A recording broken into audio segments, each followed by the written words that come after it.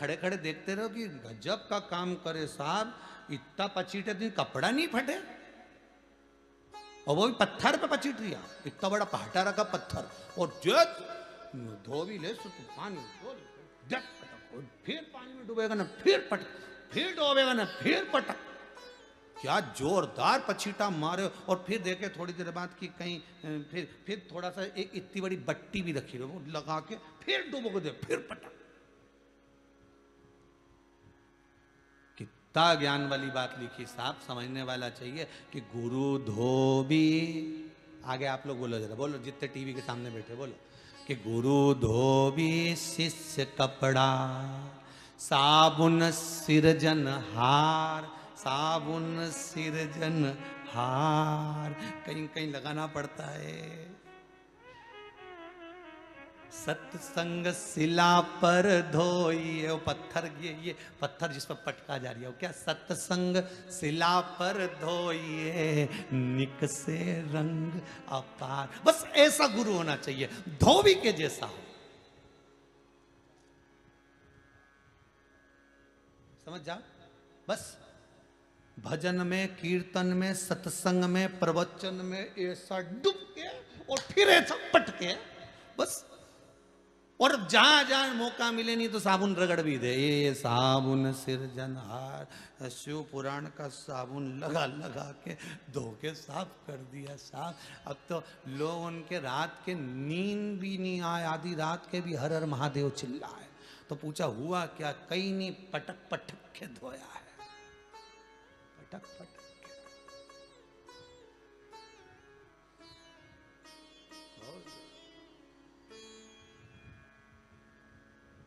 ऐसी रंगो गुरुदेव चुनर मेरी, ऐसी रंगो गुरुदेव।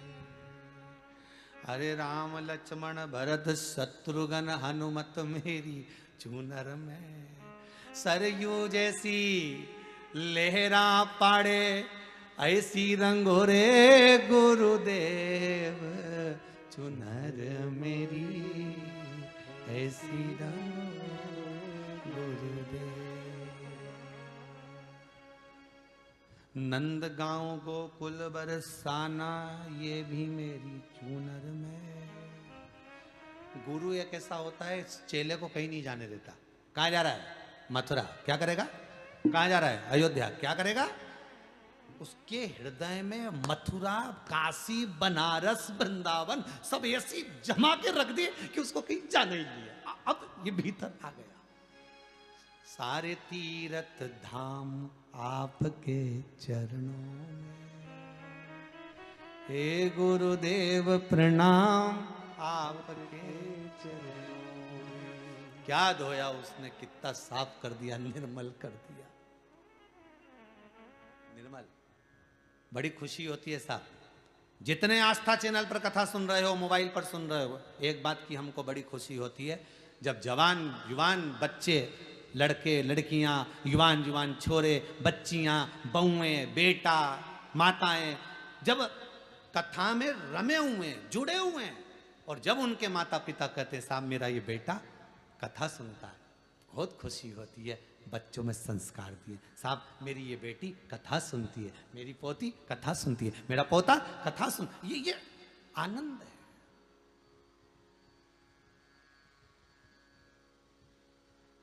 सारी कथा बूढ़े लोगों के लिए होगी, पर शिव पुराण कभी बूढ़े लोगों के लिए नहीं है। शंकर जी तो बूढ़े हुए ही नहीं,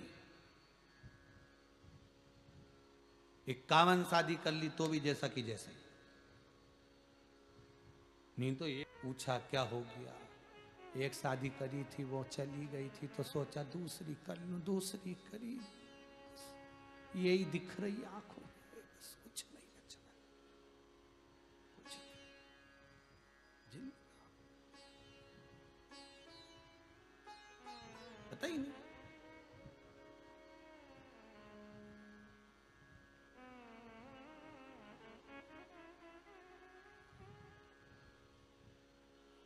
सब रख दिया गुरुजी ने अपने शिष्य के उस हृदय पटल पर, सब कुछ रख दिया।